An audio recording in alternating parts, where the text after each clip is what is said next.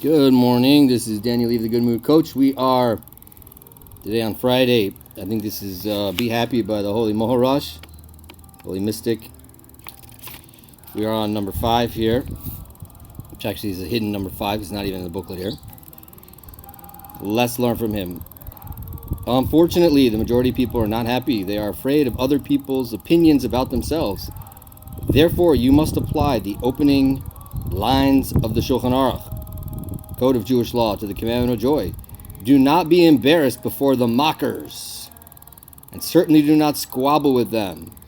Orach Chaim 1:1, and bear hativ.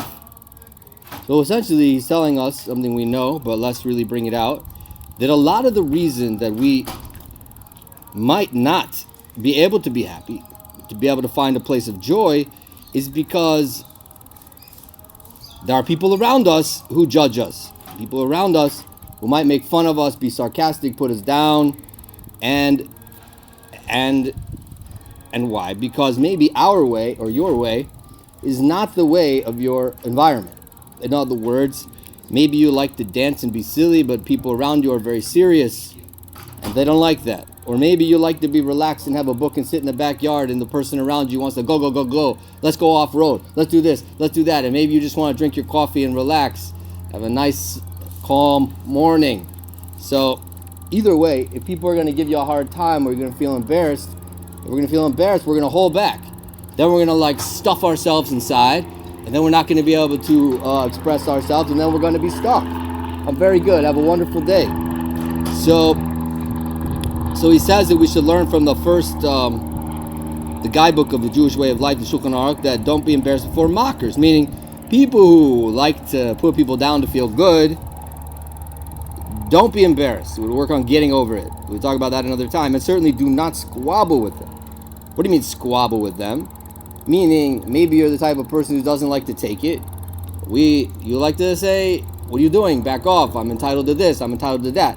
And at that point, when you got pulled into that shenanigans, forget about joy. If there's anything that kills joy, is anger and conflict is gone.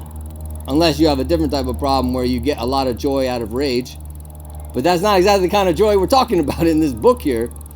So that's not a healthy joy. That's a pleasure that comes from power. Now, joy here is fulfillment and enjoyment and serenity and uplifted wonderfulness. So basically, don't shy away and disappear, and don't get pulled into that sort of gaslighty thing. Now, so again, final summary. What can we do about this? We may be surrounded by people who do not like the way that we find joy, or do not comfortable with it. Maybe they're just not comfortable with it. So therefore, we need to first off, number 1, strategy. Figure out what your way of joyful being. How could you do that?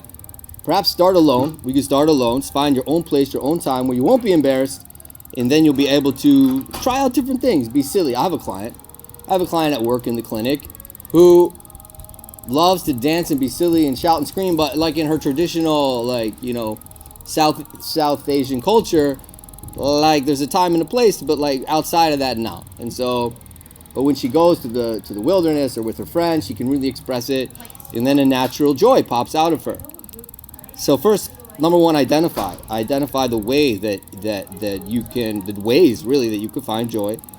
Number 2, maybe be alone or only with people that are comfortable to begin with. So you can kind of get an inroad and get comfortable with being that way. And then number 3, we can little by little take on a challenge, be that way anyways, and just get used to it and retrain ourselves to be who we were meant to be. As the Holy Baal Shem Tov, we said before, says, don't try to be someone else because you ruined God's screenplay. Don't try to be someone else because you ruined God's screenplay. Have an amazing day. And go for it.